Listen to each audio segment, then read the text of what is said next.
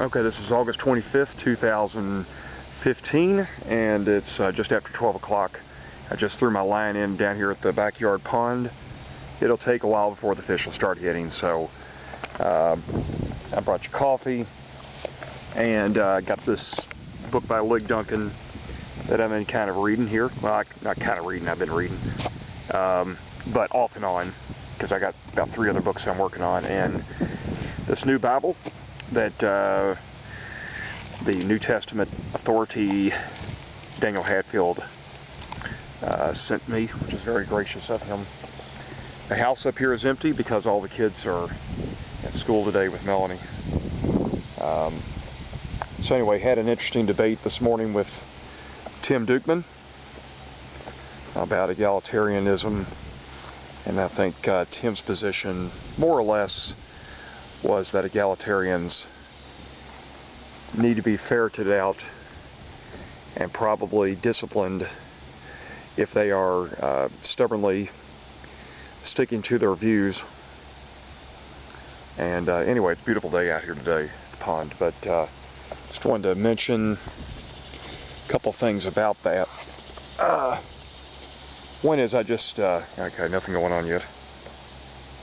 I think that we have to be very patient with people that are not convinced. You could refer to egalitarians as, you could categorize, and I'm talking about the real strongly feminist strain. As I was trying to explain to Tim, I think there are obviously strains to egalitarianism. Not all of them are hardcore combative, constantly argue with scripture type people, and I think, Tim, I think that you maybe are over compartmentalizing the egalitarians into one category,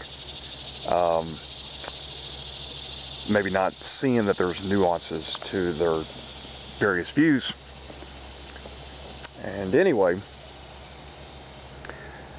but when you're talking about those that maybe are pretty strongly egalitarian, and maybe are somewhat offensive to you as a pastor, I think that you can nevertheless exercise patience and regard them as weaker brothers.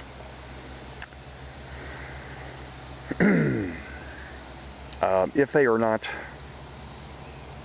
particularly inclined to create schism within the church, or usurp the existing authority of the church, which obviously would be very problematic. And that would be really sort of the definition of heresy, in that it is dividing the people of God. But if they're not of that egalitarian strain, if they hold their views and they're not at this particular point in your ministry willing to evolve or adapt those views or change those views, I think that you can work with them on a very patient level and gently shepherd them, and recognize that really all of us have errors. I realize it's not the same, because most of us, if we have errors, we're not necessarily aware of them, and most of us don't really strongly champion them. However, I mean, let's just be honest. Our Arminian friends would consider those of us that are strongly Calvinistic. They would say we are stubbornly holding to error and refuse to change, so they could accuse us of that. I think they're wrong, but they could accuse us of that. And so my point being is that with our egalitarian friends, I think that even those that say, I'm persuaded that the roles of women need to be expanded, or beyond what you as a pastor agree with, or what you think the text of Scripture agrees with, I think you can be patient with them, and I think you can lovingly disciple them, pray for them, and help them to see Scripture more clearly. There are others that, of course, are going to hold more moderate views on the roles of men and women, and I think you need to be somewhat accepting of them. I don't want to get too much into that, but I guess I fall somewhere between egalitarian and complementarian, somewhere in the middle there. Although I'm more complementarian, would probably categorize myself. No, I would categorize myself as complementarian. But I can appreciate and respect and maybe be open to moderation on some things. So it's kind of hard to get into that with just a brief video clip, so I won't. But anyway, Tim, it's always good to debate you. But I just would encourage charity for those that are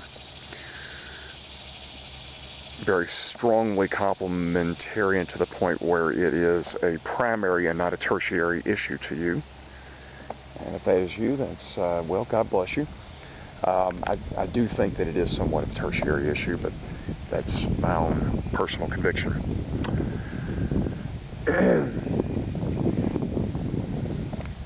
But I would not call our egalitarian friends, even those that are fairly strongly egalitarian, I would be careful about labeling them as heretics and so forth, unless there's just something that goes along with their theology that is really deviates from Christology, deviates from the doctrines of grace in a dramatic way or something like that. So, and I'm sure there are egalitarians that are not inerrantists, and egalitarians that do not hold to an orthodox understanding of the doctrine of Christ or the church. I'm sure they're out there.